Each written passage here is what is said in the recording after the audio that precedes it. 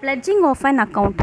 Where the provision of the saving schemes so permit, an account may be pledged or transferred as security on an application made by the depositor in Form 7, supported with acceptance letter from the pledgee. Transfer of an account under this rule may be made to the President of India or the Governor of a state in his official capacity.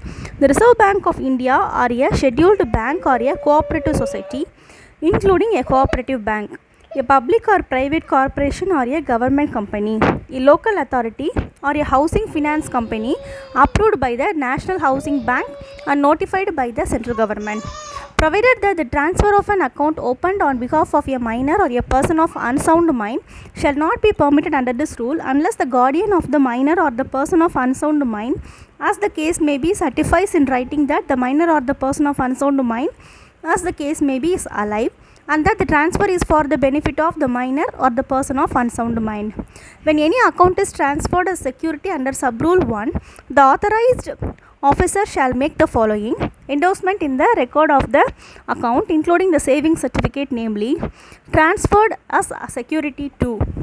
Except as otherwise provided in these rules, the transferee of an account under this rule shall, until is retransferred back under Subrule 5, be deemed to be the depositor. An account transferred under this rule may, on written authority of the transferee, be retransferred back with the previous sanction in writing of the unauthorized officer, authorized officer, and when any such retransfer is made, the authorized officer of the accounts office shall make the following endorsement in the record of the account, including certificate, namely, retransferred to. A blind or a person with physical infirmity making him incapable of operating the account may pledge his deposit through any literate individual whom he authorizes for this purpose under Rule 11.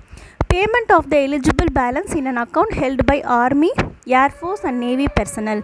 Notwithstanding anything contained in Rules 14 and 15, where a depositor serving in the Army, Air Force or Navy dies or deserts, the commanding officer of the corps, department, detachment, unit or ship to which the depositor belonged, or the committee of adjustment, as the case may be, may send a requisition to the authorized officer of the accounts office, where the account stands for payment of the eligible amount to the commanding officer or the committee of adjustment.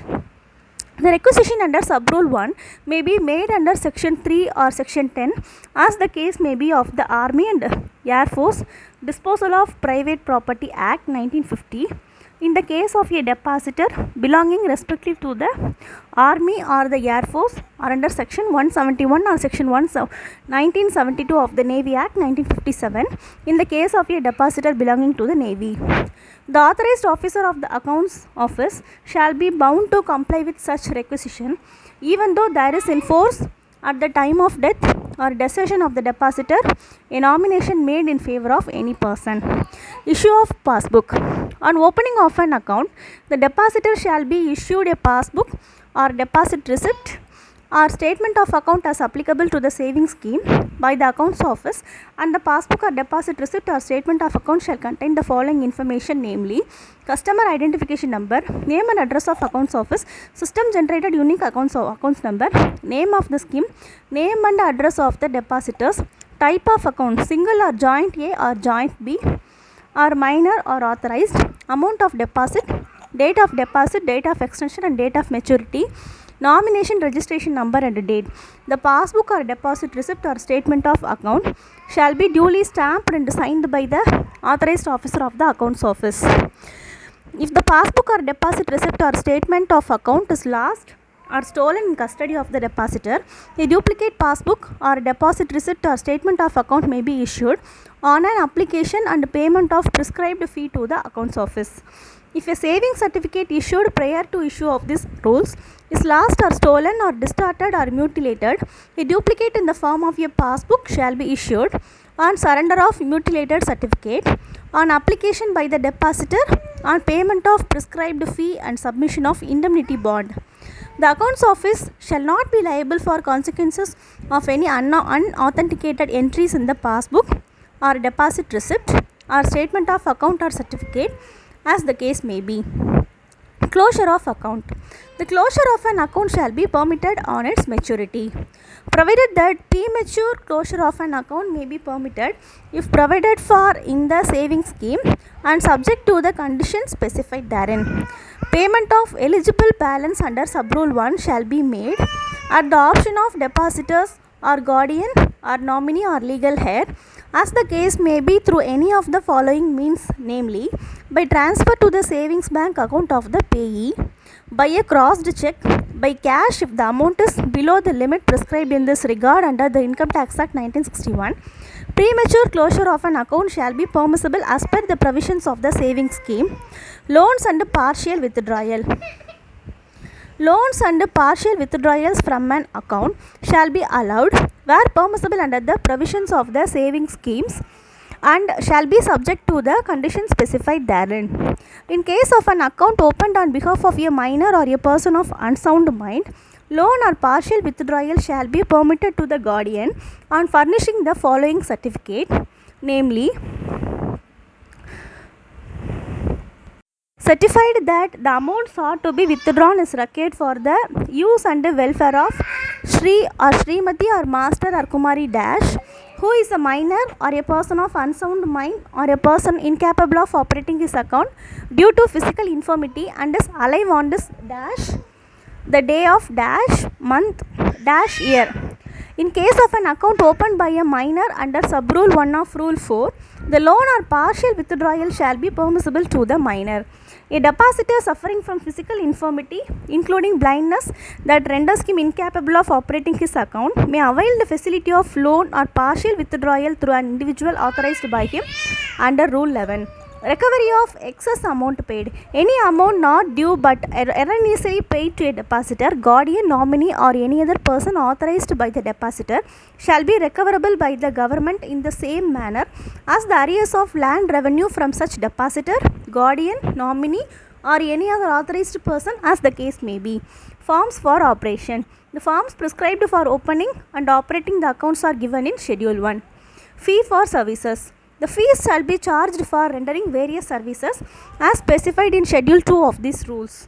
Responsibility of Accounts Office. The Accounts Office shall be responsible for opening of accounts, accepting deposits, making payments, closing and transferring accounts under these rules, and maintaining records thereof, providing services and facilities to the depositor as provided in these rules, as well as in the provisions of the saving schemes. The accounts officer shall furnish such data, reports, information, documents and evidence as may be required, and facilitate inspection of records as may be deemed necessary in relation to any account by the central government. The accounts officer shall create adequate technological infrastructure to carry out the provisions of these rules and those of various saving schemes and to promote digital transactions by the depositors. If at any stage it is found that an account has been opened or a deposit made in contravention of the rules, the account office shall close the account forthwith and refund the amount deposited without any interest. In case of any loss caused or liability incurred to the government on account of non-implementation or wrong implementation of the provisions of the Act or any of the rules made thereunder, the government savings bank concerned shall be liable to bear the entire liability which may so arise. The responsibility shall not vest with the accounts office under the following circumstances, namely, for any fraudulent withdrawal by a person by obtaining possession of a passbook or saving certificate or the checkbook while in the custody of the depositor, and where the accounts office has applied all the diligence and caution while making such payment.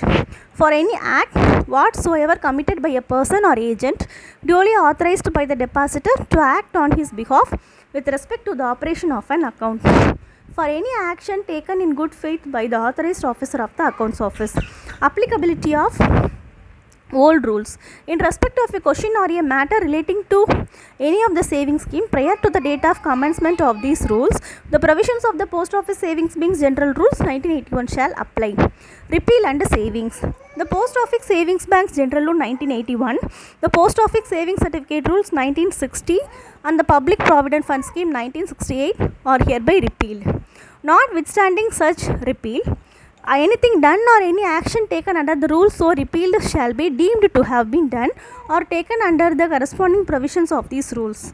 Interpretation. If any question arises relating to the interpretation of this rule or any rule or provision of a savings scheme, the Department of Economic Affairs, Ministry of Finance shall be the competent authority to interpret the same, and such interpretation shall be final and binding.